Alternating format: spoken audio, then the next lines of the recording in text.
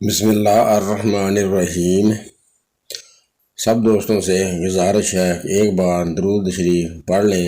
Channel میں آنے والے سب دوستوں کو خوش آمدید۔ چینل کو سبسکرائب لازمی کر لیں۔ ابا کا انتقال ہوا تو مجھے پاکستان آئے ہوئے 2 ماہ ہوئے تھے۔ دوبارہ جانے کے اخراجات برداشت نہیں کر سکتا تھا۔ میں نے باپ کی خواہش کو بھی دفن کر دیا۔ وہ میرا ہم جولی اور لنگوٹیا تھا، مگر وقت نے اسے مجھ سے پہلے بوڑھا کر دیا تھا۔ آنکھوں اور لہجے میں تھکاوٹ کا عنصر، یوں لگتا تھا جیسے زندگی کے سفر نے اسے بہت تھکا دیا ہے۔ مجھے اس کے چہرے کی جھریوں کی دبیض تہ میں ایک درد بھری کہانی نظر آئی۔ میں نے اسے گلے لگایا تو احساس جاگا جیسے وہ رو رہا ہے، اس کا جسم لرز رہا ہے۔ مجھے لگا وہ برسوں سے کسی ایسے کندھے کا متلاشی تھا جس پر سر رکھ کر روئے اور آنسوؤں میں دل کے سارے غم بہا دے۔ میں نے کافی دیر اسے سینے سے لگائے رکھا اور شفیق باپ کی طرح اس کی پیٹھ تھپ تھپاتا رہا۔ اس کے غم میں میرا دل بھی رنجیدہ ہو چکا تھا۔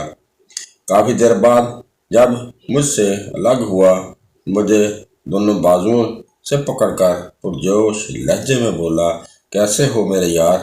خدا کا شکر ہے، تم سناؤ کیسے ہو؟ آج اس طرف کیسے؟ میرا سوال پر وہ بولا، اڑنے والے کہ جب پر کٹتے ہیں تو سیدھا زمین پر گرتا ہے۔ بہت اڑ لیا، پر کٹ چکے ہیں میرے یار، اب آسمان پر نہیں زمین پر رہوں گا۔ بہت گہری باتیں کرنے لگے ہو تم۔ میں نے چلتے ہوئے کہا، اس طرف رکشا کھڑا ہے۔ میں نے یہ کہتے ہوئے اس کا ایک سفری بیگ اٹھا لیا۔ ہاں چلو۔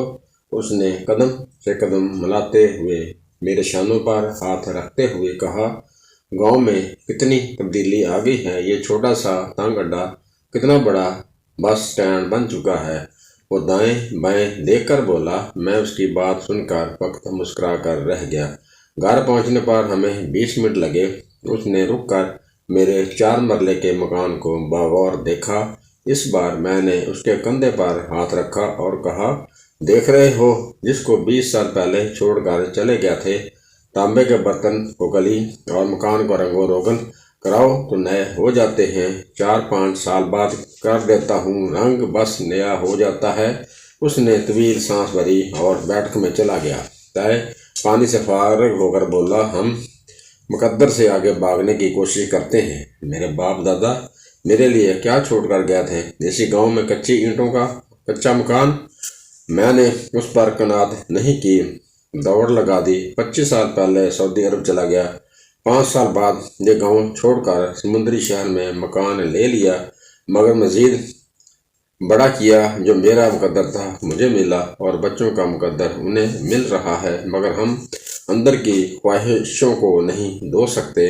اتنی لمبی دوڑ کے بعد تم اپنا اور میرا جسمانی موازنہ کرو۔ تم مجھ سے تقریباً 2 برس چھوٹے ہو، آج 10 برس بڑے لگتے ہو۔ تمہارے صرف بال سفید ہوئے ہیں، کلر لگا لو تو اب بھی جوان ہو۔ میں نے اسے دلاسا دیتے ہوئے کہا، مگر وہ سابقہ لہجے میں بولا، انسان خواہشوں کے پر لگا کر اڑنے کی پوری کوشش کرتا ہے، جب زمین چھوڑ دیتا ہے تو پلٹ کر وہیں آتا ہے جو یہاں سے آغاز کرتا ہے، مگر وقت مسکرا دیتا ہے۔ تم میرے دوست کبھی اڑنے کی کوشش نہ کرنا، ورنہ اس 4 مرلے کے مکان کو بھی ترسو گے۔ تم قسمت کے دھنی ہو یار، شہر میں اتنا بڑا مکان ہے، تمہارا مارکیٹ ہے، بینک بیلنس ہے، آسودہ حال ہو، اور کیا چاہیے تمہیں؟ اس سے بڑی بدقسمتی اور کیا ہو سکتی ہے؟ میں اپنے جگری یار، جس کے ساتھ میں شب بیداری کی لوڈو اور تاش کی محفلیں سجائیں، 2 ہنسوں کی جوڑی کی طرح جس کے ساتھ رہا، اس سے 20 سال بعد مل رہا ہوں۔ 20 برسوں کا ہی حساب جوڑ لو۔ یہ برس میں نے شرابوں کے تعاقب میں گزار دیے، اور تم نے دن اچھے تھے یا برے اپنوں کے درمیان رہ کر بسر کیے۔ زندگی کے دکھ سکھ इकट्ठे देखे और सहे। पता है, जब मेरी माँ का जनाजा उठा उस वक्त जद्दा शहर में मैं सामान उठा रहा था। अब्बा ने कहा, बेटा तुम्हारी माँ को गैरों ने कंधा दिया था, बस इतना करना, मुझे अपने हाथों से दफना जाना। जब 2 साल बाद अब्बा दुनिया के स्टेज पर अपना किरदार निभाकर रुखसत हुए तो मुझे छुट्टी गुजार कर आए हुए 2 माह हुए थे। इतने मुख्तसर वक्त में पाकिस्तान जाने और आने के अखराजात बर्दाश्त नहीं कर सकता था। अब्बा की ख्वाहिश को मैंने दौलत की मिट्टी में कुर्बान कर दिया। मैं दोनों जनाजों में शरीक था। मेरी बात सुनकर वो जैसे अंदर से हिल गया। फिर उदास लहजे में बोला कि किस्मत का धनी मैं हूँ या कि तुम दोस्तों के फर्ज कफाया भी अदा करते हो। मैं कैसे शरीक न होता यार।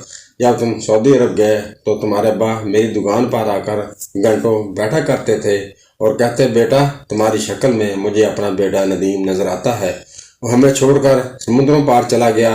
मैंने सोचा था बाहर जाने वाले लोगों को बाबू टाइप नौकरी मिलती होगी, काम कम और उजरत ज़्यादा, मगर वहाँ जाकर मालूम हुआ मजदूर सिर्फ मजदूर ही है, चाहे कहीं भी चला जाए। अब्बा ने खत में लिखा था, पैसा 100 गुना भी ज़्यादा मिले तो हमारे बेटे की जुदाई का जख्म नहीं धो सकता। एक गाय अभी बाकी है, उसका दूध बेचकर घर का चूल्हा चलता रहेगा। तो अपने पैसे बचा कर रख और जल्दी वापस आ जा। मगर मेरी बीवी बोली, नदीम खैर से 4 बच्चों के बाप बन गए हो, तुम्हारी जिम्मेदारियां बढ़ गई हैं। वो भी बाकमाल थी। ख्वाहिशों की जिम्मेदारी के लिबास में सीकर मुझे पहना दिया कि बहुत जचोगे इस लबादे में। मेहनत तो मैंने पहले भी बहुत करता था, मगर बेटी की पैदाइश के बाद मैं खुद गर्ज हो गया था। दूसरों के हिस्से का ओवर टाइम लगाने लगा। ड्यूटी के बाद खसूसी गाड़ी में मुसाफिरों को उठाने लगा। इस तरह सुबह 4 बजे से शाम 7 बजे तक साइट पर कंपनी का काम करता। मैं जो एक इंसान था अब पैसा कमाने की मशीन बन गया। बच्चों के जवान होने तक मैं एक मार्केट खड़ी कर चुका था। आज थी कि जब बच्चों की पढ़ाई ख़त्म हो गई तो सब कुछ छोड़कर घर चला जाऊंगा। अब मेरे आराम के दिन हैं, मगर वो चंद लम्हे रुका। मैं खामोश रहा ताकि वो बोलता रहे। एक आह भरकर वो कहने लगा, मैंने जब सऊदी अरब छोड़ने की बात की तो ना बच्चे माने और ना बीवी ने फौरन कह दिया, नदीम तुम्हारा दिमाग चल गया है, बच्चों की शादियां सर पर हैं और तुम अपनी कश्ती बीज मुंदहार छोड़कर किनारा तलाश करने लगे हो। ये बेवकूफ़ी मत करना। मैंने हमेशा की तरह उनकी लाज रखी और फिर से एक बैल की तरह जुत गया। बच्चे पढ़कर नौकरियों पर लग गए, उनकी शादियां हुई तो वो अपनी दुनिया में मगन हो गए।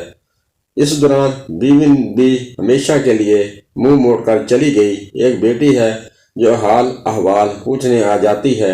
बेटे अपने अपने घरों को परवाज कर गए। मैंने अपना घर और हुजरा वालदैन को बताए बगैर फरोख्त कर दिया था। मेरे बच्चे मुझे अब मार्केट के किराए की हवा भी नहीं लगने देते। वतन में छुट्टी गुजार कर जब भी सऊदी अरब वापस जाता हूँ तो लोग कहते हैं, चाचा अब घर जाओ और आराम करो। मैं सोचता हूँ मेरा कौन सा घर है, यहाँ बैठकर मैं आराम करूँ। नदीम चुप हुआ तो मैंने देखा आंसुओं के कतरे चेहरे की जरियों में रास्ते बनाए सफेद दाढ़ी में गुम हो रहे थे। बाद औक़ात मर्द कितना बेबस होता है। सारी ज़िंदगी पैसा कमाने की मशीन, सारी ज़िंदगी अपने बच्चों के लिए मशीन की तरह पैसा कमाता है, और जब बच्चे जवान हो जाते हैं, उनकी शादियां हो जाती हैं तो बाप को ठोकर मारकर घर से निकाल देते हैं। आप बोझ हैं, आपको किसी बात की समझ नहीं। तब एक बाप पर क्या गुजरती है वही जानता है।